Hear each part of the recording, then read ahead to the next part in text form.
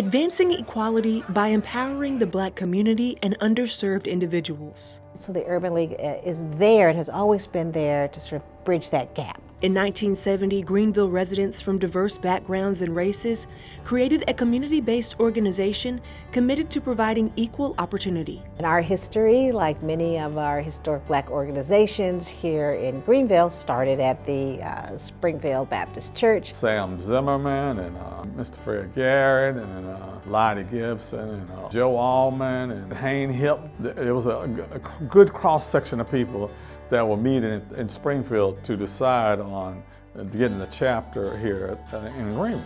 In 1972, the Greenville branch of the Urban League was officially chartered, with Theo Mitchell as the first president.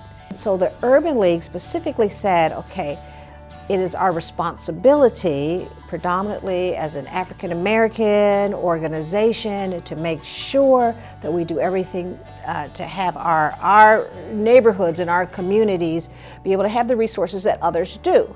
Those resources included job training programs and connecting workers with employers. Corporations that would come to town, we'd say, let us help you find workers, let us help you train those workers.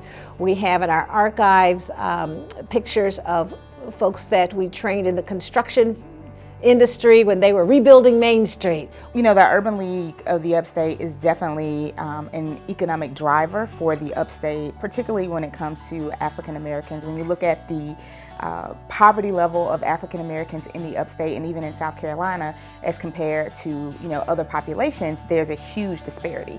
And the Urban League steps in to fill that gap, to provide education, awareness, access to loans, access to information, because we know that information is key. Employment is a very important. People used to say, Johnny, which one, education, employment? I said, that's a tough one, because I always thought, once upon a time in the South, you could get jobs without having a lot of education, and pretty good jobs, but still get the education along with it. In order to fill another need in the community, housing, the Urban League developed 60 apartments in 1986 on the corner of Dunbar and Memminger Street. The Gandy Almond Manor apartments were built specifically for seniors. In the 90s, the Urban League of the Upstate's Housing Corporation was formed to build homes and help with home ownership, specifically in the Viola neighborhood. Jobs and housing go together. So the Urban League became involved in this conversation about affordable housing, very, very early. If you had the need, you qualified. Now, the Urban League has a focus on health, with the preservation of the historic McLaren Clinic and the creation of the Urban League McLaren Institute for Health and Quality of Life. So the goal is to have community outreach, health and wellness programming on the first floor, and then eventually we will have this Historic and Cultural Literacy Center, which will have artifacts and information and videos about historic Black neighborhoods, the West End, Dr. McLaren.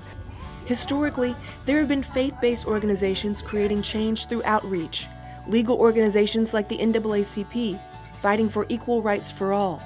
But the Urban League focused on the economic empowerment of low-income communities.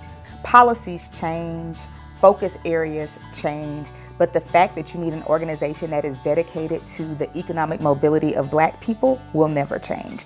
And so for me, the Urban League should be in place regardless of what issue that it's working on, to be that voice for Black people. For 115 years nationwide and more than 50 years here in the Upstate, the Urban League has been that voice and continues to advocate for equality. I'm Lauren Thomas for the City of Greenville.